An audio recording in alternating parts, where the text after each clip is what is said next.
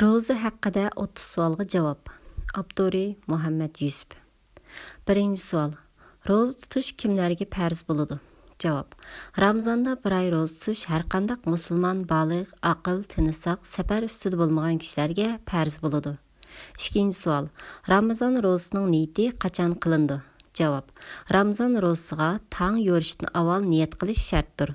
Ramazonning birinchi kuni qilgan niyat Ramazonning oxiri qadar kifoya bo'lib, har kuni yangidan niyat qilishga hojat yo'q. Niyatni og'iz orqali ifodalash shart emas, balki dilda niyat qilish yetarlidir. Nafl roza uchun shu kunning peshin vaqtigacha niyat qilsa-mu yetarlidir. Uchinchi savol. Az miqdorda bir narsa yeyish bilanmi roza buzilamdi? Javob. Az miqdorda bir narsa yeyish bilanmi, hatto biror dona no'qut yoki bir tomchi yomg'irning galdan o'tib ketishi bilanmi roza buzildi va bir kunlik qazo roza tutishga to'g'ri keldi. Ammo roza tutgan kishining geliga chivin yoki chang to'zon kirib ketsa, rozasi buzilmaydi. To'rtinchi savol. Ramazon kunida roza tutganlik esida yo'q holda bir narsa yeb ichib roza buzilamdi? Javob. Roza tutqani esida yo'q holda bir narsa yeb ichib qo'ygan kishining rozasi buzilmaydi. Esi kelgan hamon to'xtab olsa bo'ladi. 5-savol. Atir chechish yoki gullarni purash bilan roza buzilamdi? Javob. O'ziga atir chechish yoki gullarni purash bilan roza buzilmaydi. 6-savol. Homildor va bola emtadigan ayollar Ramazonda qanday qiladi? Javob. Homildor va bola emtadigan ayollar agar roza tutsa, o'zlarining yoki bolalarining saqligiga ziyonli bo'lishidan qo'rqsa, roza tutmaydi va keyin qazosini tutadi. 7-savol. Ramazon kunduzida ehtilom bo'lib qolgan kishining rozasi buzilamdi? Javob. Ramazon kunduzida ehtilom bo'lib qolgan kishining rozasi buzilmaydi. Uningga g'usl qilish farz bo'ldi. Shu hamon g'usl qilsa-mu rozasi buzilmaydi. 8-savol. Ramazon kunduzida ixtiyorsiz qusgan kishining rozasi buzilamdi? Javob. Ramazon kunduzida ixtiyorsiz qusgan kishining rozasi buzilmaydi. Ammo qasddan qusgan kishining rozasi buzildi. 9-savol. Ramazon kunduzida qon oldirgan kishining rozasi buzilamdi? Javob. Ramazon kunduzida qon oldirgan kishining rozasi buzilmaydi. 10-savol. Ramazon kunduzida jinsiy munosabat bo'lgan kishiga qanday jazo keladi? Javob. Ramazon kunduzida jinsiy aloqada bo'lgan kishining rozasi buzildi va 4 mazhabning birdek ittifoqi bo'yicha bunday kishiga qazo bilan kafarat lozim keladi. Navod bu ishni ayolning rozilik bilan qilgan bo'lsa, ayol har ikkisi kafarat keladi. Agar ayolning ixtiyori bo'lmasdan majburiy qilgan bo'lsa, kishiga kafarat lozim keladi, ayolga qazo keladi. 11-savol. Kafarat degan nima? Kafarat bir qul azod qilish, agar topolmasa 2 oy uzmay roza tutish, uningga kuchi yetmasa 60 miskinga bir vaqt tomoq berishdan iboratdir. Kafarat faqat Ramazonning rozasini qasddan buzganlik uchun lozim keladi. Ammo kafarat rozasi qazo roza va nafl rozalarni buzganga kafarat lozim kelmaydi. 12-savol. Yeyish yoki ichish bilan rozasini buzgan kishiga qanday jazo keladi? Javob. Yeyish yoki ichish bilan rozasini buzgan kishiga Hanafi va mazhabida qazo bilan kafarat lozim keladi. Bir kunga bir kun qazosini qiladi. 13-savol. Hayz yoki tug'ut sababi bilan Ramazon rozasini tutolmagan ayollar qanday qiladi? Javob. Hayz yoki tug'ut sababi bilan Ramazon rozasini tutolmagan ayollar keyin rozaning qazosini tutadi. Biroq o'qiy olmagan namozlarning qazosini o'qimaydi. 14-savol.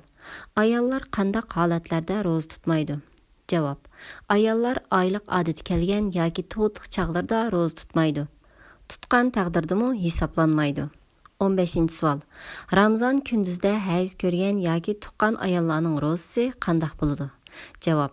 Ramazon kunduzida hayz ko'rgan yoki tuqqan ayollarning rozasi buzildi. Ular keyin qazosini tutadi. Ramazonning qazosini tutishda arqa-arqadan uzmay tutish shart emas, balki parcha-parcha tutsimi bo'ladi. 16-savol. Suhurlik yeyotgan vaqtda bomdodga azon o'qilib qolsa, qanday qilish kerak? Javob. Suhurlik yeyotgan vaqtda bomdodga azon o'qilgan bo'lsa, hamon yeyishni to'xtatib niyat qilish kerak. Tutgan roza durustdir. 17-savol. Jinobatdan yuyinmay turib roza tutsa bo'lamdi? Jinobatdan pok bo'lish namoz o'qish uchun shartdir. Ammo jinobatdan poklanish rozasining shartlaridan emas. Shunga agar yuyinaman desa, zuhurlikqa ulgurolmaydiganligini bilgan kishi jinobatlik holatida rozani boshlasa va keyin yuyinib olsa bo'ladi. 18. Musofirlarning roza tutqani afzalmi yoki tutmag'idimi? Javob: Musofirlarning roza tutmasligiga ruxsat bor, ammo zo'r qiyinchilik bo'lmasa tutquni afzaldir. Ammo o'zining tan saqligini halokatga atadigan darajada zo'r qiyinchiliklarga uchraydiganligi aniq bo'lgan kishilarning safarda roza tutishi makruhdir. 19-savol. Musofirning hukmiga kirish uchun safar musofasi qanchalik bo'lsa bo'ladi? Javob: Musofirning hukmiga kirish uchun safar musofasining eng oz deganda 90 kilometrlik yo'l bo'lishi shartdir. 20-savol. Qanday kasallar roza tutmasin bo'ladi? Javob: Roza tutsa kesili tixim ig'irlashib ketadigan kasallarning Ramazon oyida roza tutmasligiga ruxsat bor. Ammo odatdagi bosh og'rig'i, tish og'rig'i va ko'z og'rig'iga o'xshagan og'riqlar roza tutmaslikka uzr bo'la olmaydi. 21-savol. Nafl rozani buzgan kishiga qazo kelamdi? Javob: Nafl rozani buzgan kishiga Hanafi mazhabida qazo keladi. Ammo boshqa 3 mazhabda bu roza ixtiyoriy roza bo'lganligi uchun qazo kelmaydi. 22-savol. Roza tutish cheklangan kunlar qaysi? Javob: Roza tutish cheklangan kunlar roza hayitining 1-kuni va Qurbon hayitining 1-kunidan 4-kunigachalikdir. Bu kunlarda roza tutish haromdir. 23-savol. Roza tutish tashabbus qilinmaydigan kunlar qaysilar? Javob: Roza tutish tashabbus qilinmaydigan kunlar juma kundala yoki shanba kundala roza tutishdir. Bundaq qilish makruhdir. 24-savol. İftar qilmay ulab roza tutsa bo'lamdi? Javob: Dinimizda iftar qilmay arqa-arqadan ulab roza tutish tashabbus qilinmagan. Bundaq qilishni o'lamalar makruh deb qaraydi. 25-savol. Roza tutgan kishi kunduzda ayolini suyib qo'ysa bo'lamdi? Javob: Roza tutgan kishining kunduzda ayolini suyishi har ikkisining rozasini buzmaydi. Ammo o'zini tutolmaydigan kishining ayolini quchoqlashi makruhdir. 26-savol. Roza tutgan kishi kunduzda o'zining tukurugini yutsa bo'lamdi? Javob: Roza tutgan kishi kunduzda o'zining tukurugini yutsa bo'ladi. Buning bilan uning rozasi buzilmaydi. 27-savol. Roza tutgan kishi kunduzda ko'ziga surtma tartsa yoki dori temizsa bo'lamdi? Javob: Roza tutgan kishining kunduzda ko'ziga surma tartishi va dori temitish bilan rozasi buzilmaydi. Ammo og'ziga yoki burniga va yoki quloqiga dori temitish bilan rozasi buzildi. 28-savol. Roza tutgan kishi kunduzda ukol soldirsa bo'lamdi? Javob: Davolanish maqsadi bilan ukol soldirish bilan roza buzilmaydi.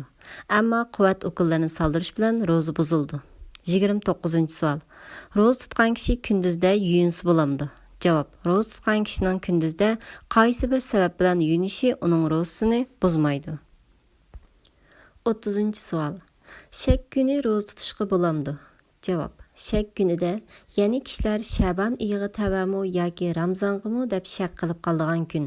Ramazonning oldidagi Shaban oyining 30-kunida roza tutish makruhdir.